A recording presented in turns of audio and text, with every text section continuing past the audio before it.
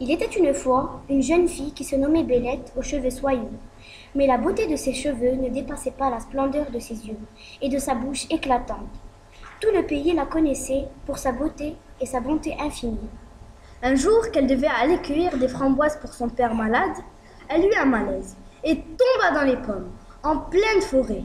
1 heure plus tard, un monstre, à moitié homme, moitié loup, surgit et la trouva par terre. Elle était allongée, inerte sur le sol. Le monstre voulut la prendre et trouva qu'elle était blessée à la tête. Le monstre la prit sur son cheval et la trouva éblouissante avec son teint frais et ses mains toutes mignonnes. Ils se mirent en route. Le monstre, qui s'appelait Béta la bébête, emmenait Bélette dans un magnifique palais. Plus tard, Bélette se réveilla dans une somptueuse chambre, mais elle se demanda comment elle était arrivée là et comment elle allait sortir de là. Soudain, elle vit une porte. Elle se précipita dans cette direction.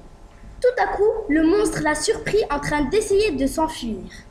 Bélette dit tout à coup en frémissant de peur. « Bonjour, comment vous appelez-vous ?»« Je m'appelle Béta la bébête, et vous ?»« Bélette, pourquoi êtes-vous si triste ?»« Car vous voulez partir. »« Oui, parce que j'ai laissé mon pauvre père malade et que je ne vous connais point. »« Je comprends. Nous allons faire un pacte. Voulez-vous rester 3 semaines ici, en ma compagnie, pour que vous voyiez qui je suis réellement ?»« Je voudrais bien, mais je ne peux pas laisser mon père tout seul. »« J'enverrai quelqu'un, voir s'il ne manque de rien.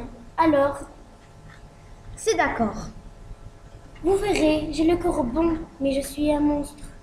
C'est ainsi que Bélette resta 3 semaines chez Béta la bébête. Chaque soir à 8 heures, Béta la bébête allait voir Bélette souper et lui posait chaque fois la même question. Voulez-vous être ma femme ? Et Bélette lui répondit toujours la même question. Non, désolé. Ce dernier soir, Béta la bébête vint lui poser une dernière fois la question. Voulez-vous être ma femme pour la dernière fois ? Et pour cette occasion, elle répondit. Oui, je le veux. Elle était tombée amoureuse grâce à la bonté de Béta la bébête.